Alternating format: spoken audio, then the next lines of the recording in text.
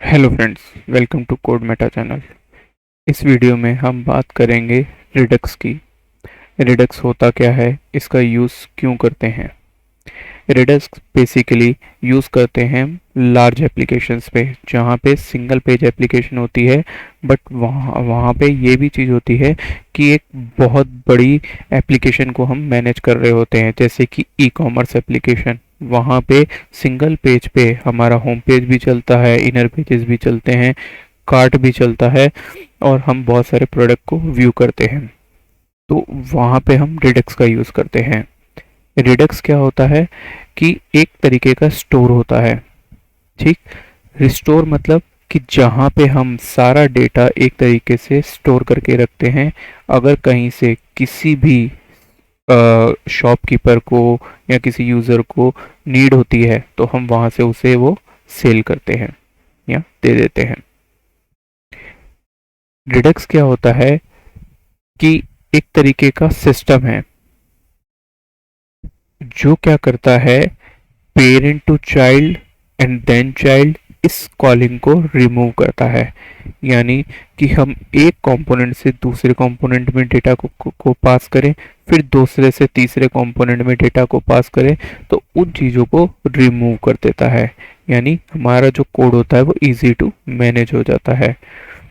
दूसरा क्या होता है, रिडक्स में हम क्या करते हैं कि जो डिफरेंट कंपोनेंट होते हैं, यानी कि सपोज करो कि एक पेरेंट कंपोनेंट है, उसका एक चाइल्ड है, एक उसका चाइल्ड है, और एक अदर ही पेरेंट कंपोनेंट है जो कि प्रीवियस वाले से कहीं से भी लिंक नहीं करता, और उस पेरेंट कंपोनेंट का या उस पेरेंट के भी चाइल्ड कंपोनेंट को हमारे फर्स्ट वाले पेरेंट या उसके चाइल्ड कंपोनेंट के वेरिएबल को एक्सेस करना है, तो हम रिडक्स के बेस पे उसको एक्सेस कर सकते हैं।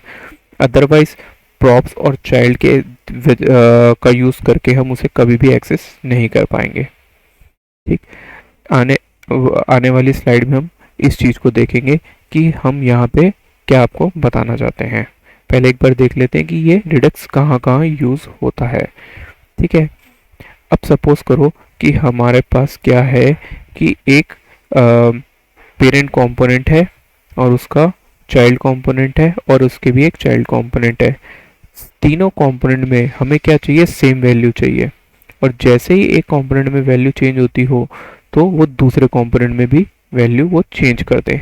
तो यहाँ पे हमें क्या करना पड़ेगा, पहले एक जो पेरेंट कंपोनेंट है उसमें वैल्यू चेंज करेंगे, वो क्या करेगा, प्रॉप्स के थ्रू दूसरे प्रॉप्स में दूसरे कंपोनेंट में भेजेगा, और फिर दूसरे से तीसरे कंपोनेंट में वो वैल्यू आएगी।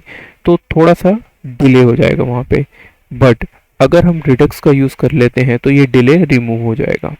कैसे कि अब क्या करते हैं, हम एक स्क्रीन देखते हैं। यहाँ पे हमने क्या बनाया, एक स्टोर बना दिया जिसके अंदर A B C D component है। अब स्टोर क्या करता है, ए को भी डेटा शेयर करता है, बी को भी डेटा शेयर करता है, सी को भी डेटा शेयर करता है, डी को भी डेटा शेयर करता है। ठीक, हम क्या कहते हैं कि प्रॉप्स के थ्रू हम डेटा ए से बी में भेज देते हैं, बी से ए में भी भेज सकते हैं। अगर बी का डेटा है तो सी में भेज सकते हैं, और सी से बी में भी भेज सकते हैं। ऐसे ही सी का डेटा डी में, डी से सी में, और ए से डी में, डी से ए में। बट कभी भी हम बी से डेटा डायरेक्टली डी में नहीं भेजते। ठीक, तो इस केस में क्या होता है कि हमें प्रॉप्स का यूज करके पहले या तो ए को भेजेंगे या बी को भेजेंगे, देन डी में वो डेटा जाएगा। तो ये क्या करेगा, इस चेन को तोड़ने के लिए हमने क्या किया कि हमारा एक मिडल में स्टोर बना दिया। यहाँ पे क्या होगा कि ए हो, बी हो, सी हो, डी हो, उसका डेटा स्टोर रहेगा।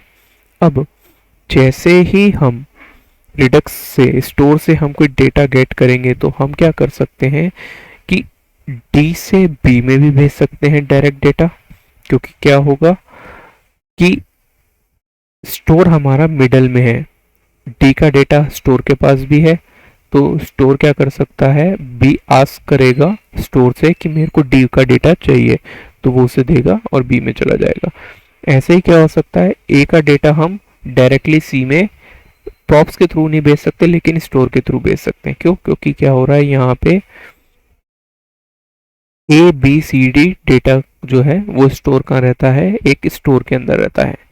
ठीक, अब ये स्टोर बनाते कैसे हैं, इसका डेटा जो होता है स्टोर के अंदर कैसे सेव होता है कि ए का भी डेटा बी के अंदर सेव हो जाए, सी का डेटा भी सेव हो जाए, डी का डेटा भी सेव हो जाए, ताकि हम बिना किसी डिले के और बिना प्रॉप्स के थ्रू डेटा को एक जगह पे स्टोर कर लें और जो भी कंपोनेंट है उसे हम डायरेक्टली भेज सकें।